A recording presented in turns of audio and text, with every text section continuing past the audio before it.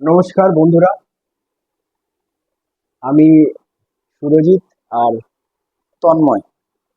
তো আগের দিন আমরা একটা ইম্প্রোভাইজেশন করেছিলাম।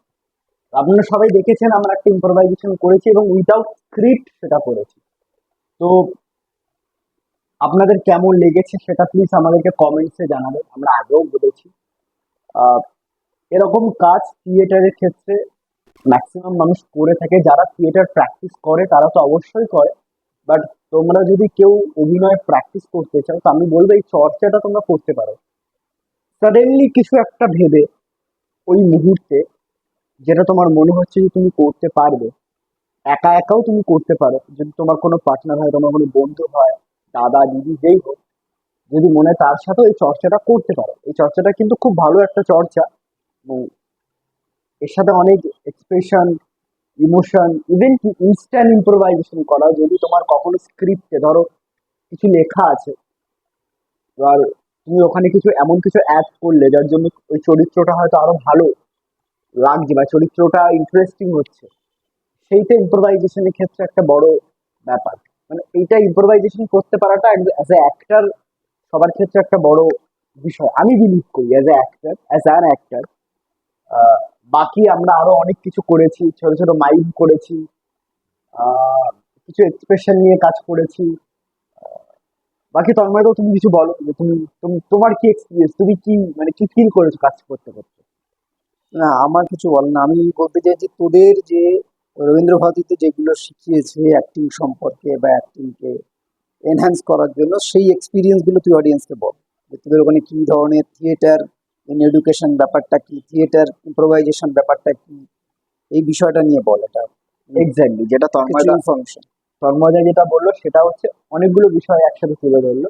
ফার্স্টে আমি বলছি যে থিয়েটার ইন এডুকেশন, প্রথম প্রশ্ন যেটা করলো থিয়েটার ইন এডুকেশনটা হচ্ছে না বন্ধুরা, মানে টিআইএ আমাদের ভারতবর্ষে বেসিক্যালি কয়েকটা জায়গায় আছে, পার্টিকুলারলি কয়েকটা জায়গায় আছে যারা এই ফর্মে কাজ করে।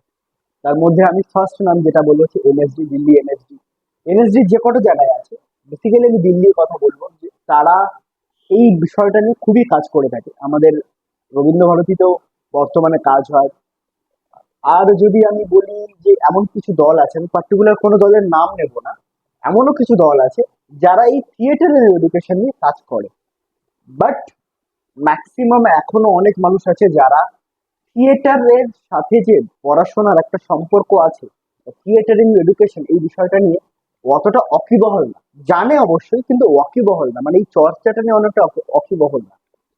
এই চর্চাটা এমনই একটা ব্যাপার যেখানে ধরো মানে এই এই প্র্যাকটিসটার মধ্যে আমি যেটা শিখেছিলাম বা আমি যেটা বুঝেছিলাম, আমাদের ম্যাম যেটা বুঝিয়েছিলেন যে বেসিক্যালি আমরা থিয়েটার এডুকেশন নামটা কেন দিচ্ছি।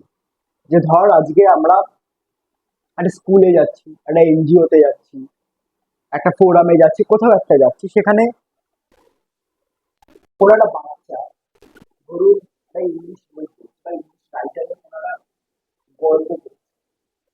সেই গল্পটা তার টিচার এসে তাকে পড়াচ্ছে, টিচাররাই পড়ায়, তার মনে হচ্ছে তার ইন্টারেস্টিং ছিল। সো থিয়েটার এখানে ইনভলভ হয়ে স্টুডেন্টটাকে বা এই বাচ্চাটাকে বা এই বাচ্চাগুলোকে পড়াতেও পারবে, তাদেরকে এডুকেশনও দিতে পারবে, প্লাস তাদেরকে থিয়েটারের চর্চার যে বিষয়টা সেটার মধ্যে আনতে পারবে। অনেকগুলো কাজ এগুলো একসাথে হয়। এইবার পুরো বিষয়টা এখন একটা ভিডিওতে বলা সম্ভব না, তাহলে এটা একদম 2 ঘন্টার ভিডিও হয়ে যায়। তো এইটুকুনি বলছি থিয়েটার এডুকেশনের মাধ্যমে অনেক রকমের কাজ করা যায়। আমরা পথনাটকে এমন কিছু কাজ দেখতে পাই ছোট ছোট, যেটার মধ্যেও থিয়েটার এডুকেশন অ্যাড করা থাকে, আমরা জানি না অবভিয়াসলি থাকে। সেখানে কিছু মেসেজ ক্যারি করে, থিয়েটারের মাধ্যমে মেসেজ ক্যারি করে।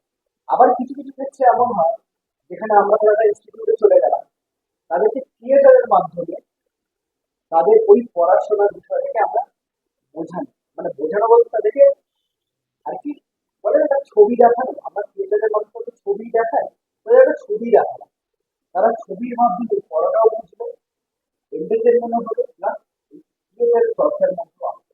এর অনেক অনেক প্লাস পয়েন্ট আছে, সেটা সব এই মুহূর্তে একটা ভিডিওতে বলে দিতে আমি আবারও বলছি অনেক বড় হয়ে যাবে।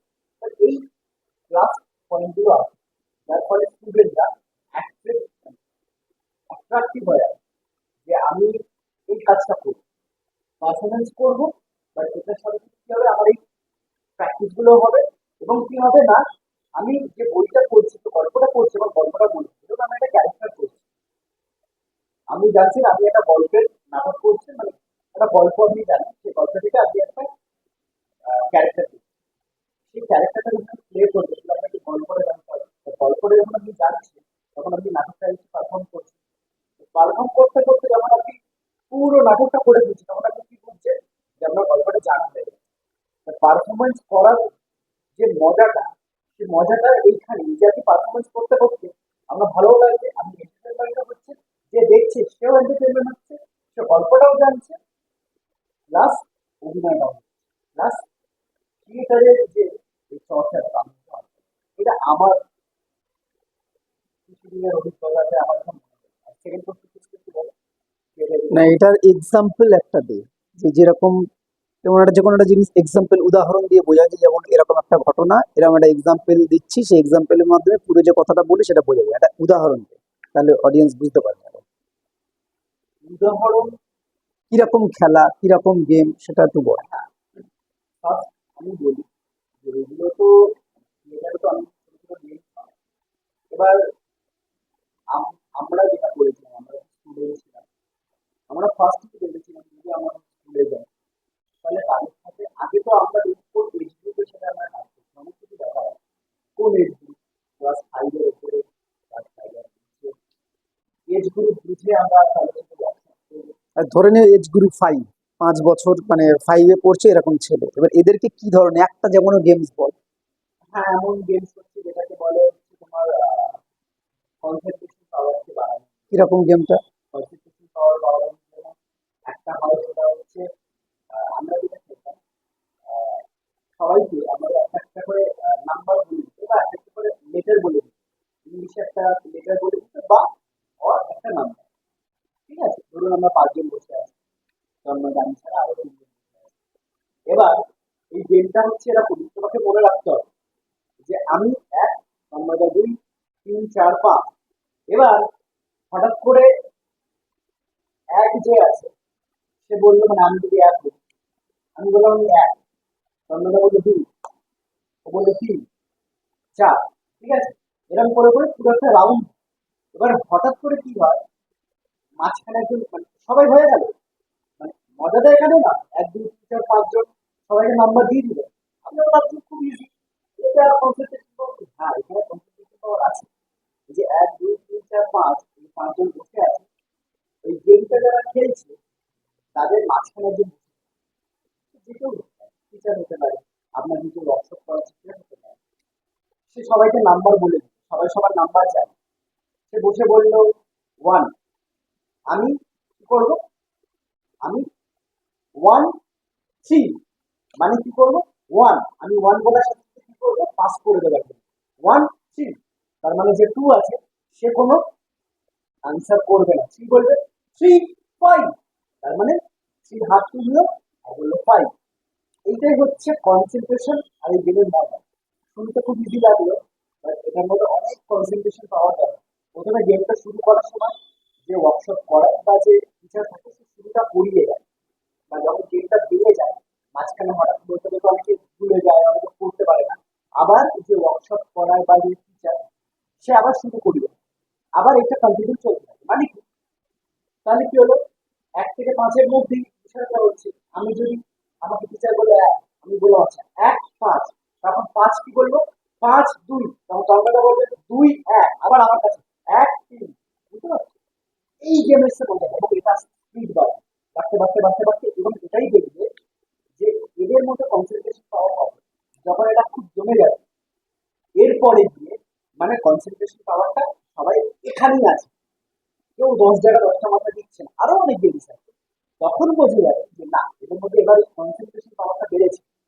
এবার এদেরকে যদি আমরা কোনো প্রোডাকশন করাই বা কিছু কাজ করাই, এরা একটা করবে বা ইনভলভ, তখন আমরা একটা নাটক, একটা পারফরমেন্স বা কিছু একটা, আমরা যেটা বেসিক্যালি ভেবেছিলাম যে আমরা প্রথম কোনো নাটক ভেবে নিয়ে যাবো, ওই ছেলে মেয়ে ওই বাচ্চাদের মধ্যে থেকে একটা গল্প দেখবো, সেটা এই মুহূর্তে কি করে দেবো, একটা বাচ্চা হয়তো এসে বললো, দাদা দাদা জানো তো, আমি না খুব ভালো চকলেট খেতে ভালোবাসি, আমার মা খেতে চায়।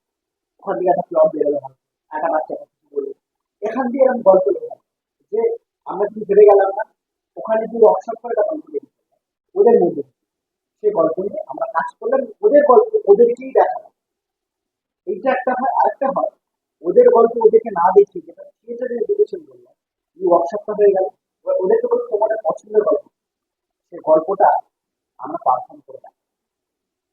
আমি বলবো আমি একটা ক্যারেক্টার করি, তোমরা কি করবে, তোমরা এখানে আমি সুন্দর আছো, তোমরা একটা করে ক্যারেক্টার করো, তাদের পছন্দের গল্প তারা একটা একটা করে ক্যারেক্টার করবে।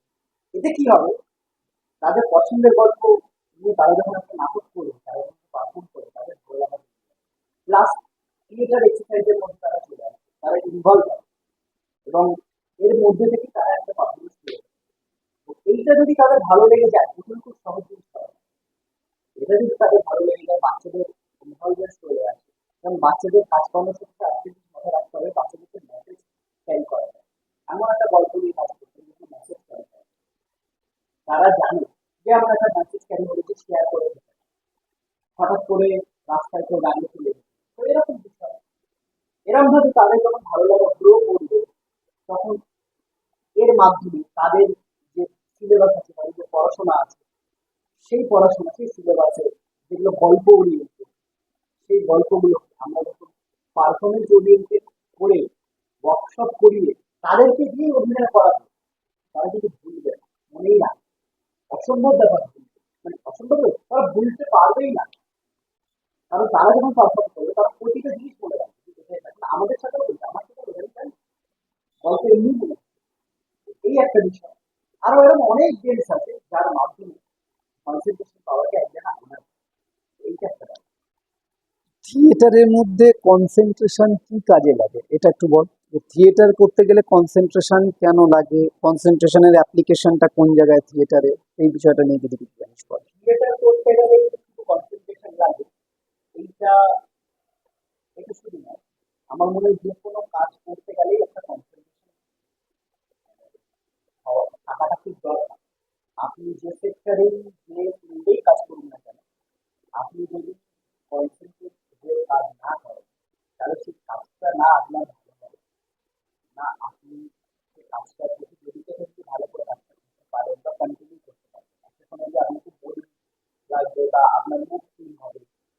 তো তার জন্য যেটা দরকার, যে কোনো কাজ, থিয়েটার অবভিয়াসলি তার বিষয়টা হচ্ছে মানে কেন তোমার কনসেন্ট্রেশনটা কনসেন্ট্রেট। কেন লাগে, মানে সব জিনিসেই কনসেন্ট্রেশন লাগে, তো থিয়েটারে কনসেন্ট্রেশনের জায়গাটা কোনখানে, মানে কনসেন্ট্রেশনটা দিলে থিয়েটারটা কোন দিক দিয়ে, যে অভিনয়টা করছে কোন দিক দিয়ে সে এনহ্যান্স হবে, বা সেই কনসেন্ট্রেশন থিয়েটারকে কতটা এনহ্যান্স করবে, সেই বিষয়টা। থিয়েটার একটা গ্রুপ পারফরমেন্স, একজন কনসেন্ট্রেট করলে তো হবে না, এখানে যদি ৫ জন কি ৮ জন কি ১০ জন থাকে, ১২ জন, সবাইকে কনসেন্ট্রেট করতে হবে, মানে এই জোনটার মধ্যে আসতে হবে। এবার কি হয় না, এক একজনের এক একটা মনে হয়, আমি একটা বলে দিলাম সেটাই ঠিক, সেটাও নয়, বাট আমার একটা এক্সপিরিয়েন্স হিসেবে এটা বলতে পারি যে আমি শুধু কনসেন্ট্রেট করলাম, বাকি ৪ জন বললাম, তাহলে সেই প্রোডাকশন কখন হবে?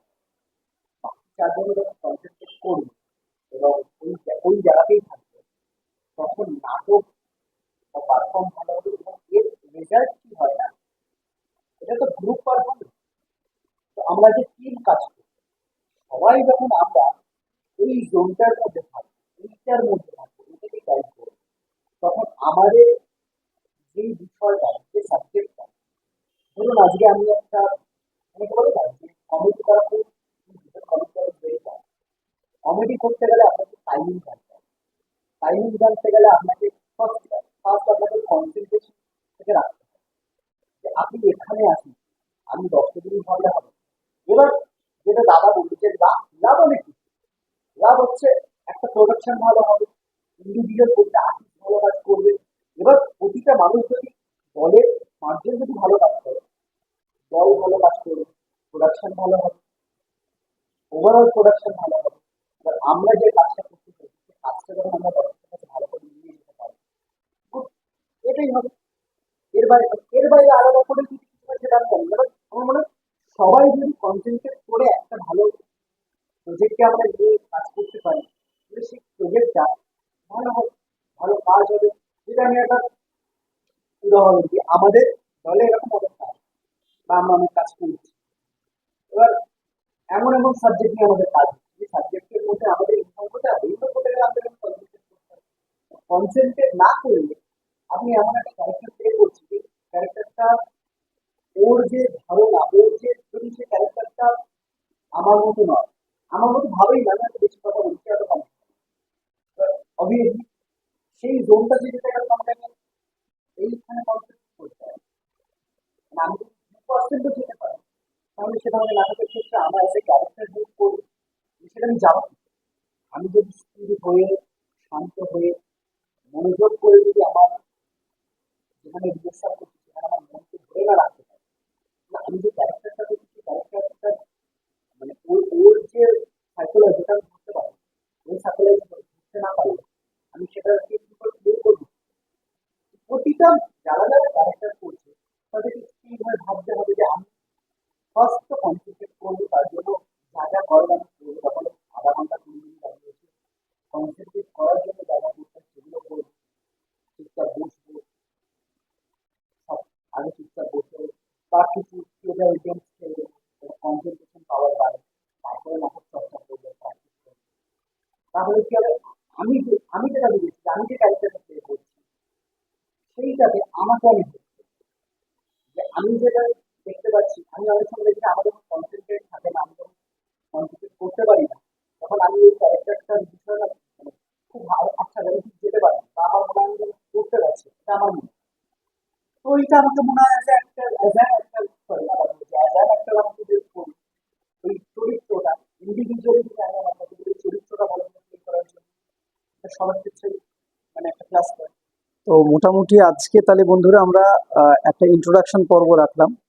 এটা হচ্ছে থিয়েটার ইন এডুকেশন এবং কনসেন্ট্রেশন নিয়ে আমরা জাস্ট একটা ইন্ট্রোডাকশন রাখলাম। এবার কনসেন্ট্রেশন কি, থিয়েটার ইন এডুকেশনের ভিতরে ঢুকে আমরা ছোট ছোট এই বিষয়গুলোকে এক্সপ্লোর, এরপর আমরা চেষ্টা করব যে প্রতিটি বিষয় নিয়ে আলোচনা করা।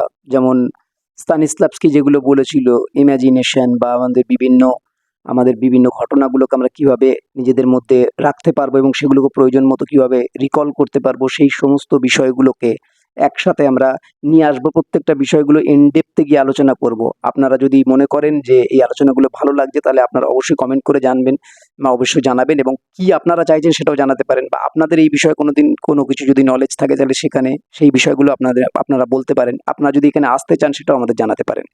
তো আশা করব যে ভালো থাকবেন, এবং এই চ্যানেলের সমস্ত প্রোগ্রাম যদি ভালো লেগে থাকে তাহলে অবশ্যই চ্যানেলটাকে সাবস্ক্রাইব করবেন, কমেন্ট করবেন, শেয়ার করবেন, এবং আপনাদের সমস্ত বিষয়গুলোকে কি আপনারা জানতে চাইছেন সেই বিষয়গুলো সম্পর্কেও আমাদেরকে কিন্তু জানাতে থাকবেন। তো সেই বিষয় নিয়ে আমরা আলোচনা করব। এভাবে আমাদের বিভিন্নভাবে কাজগুলো এগোবে। তো শুভরাত্রি আজকের মতন, পরের ভিডিওতে আবার দেখা হবে।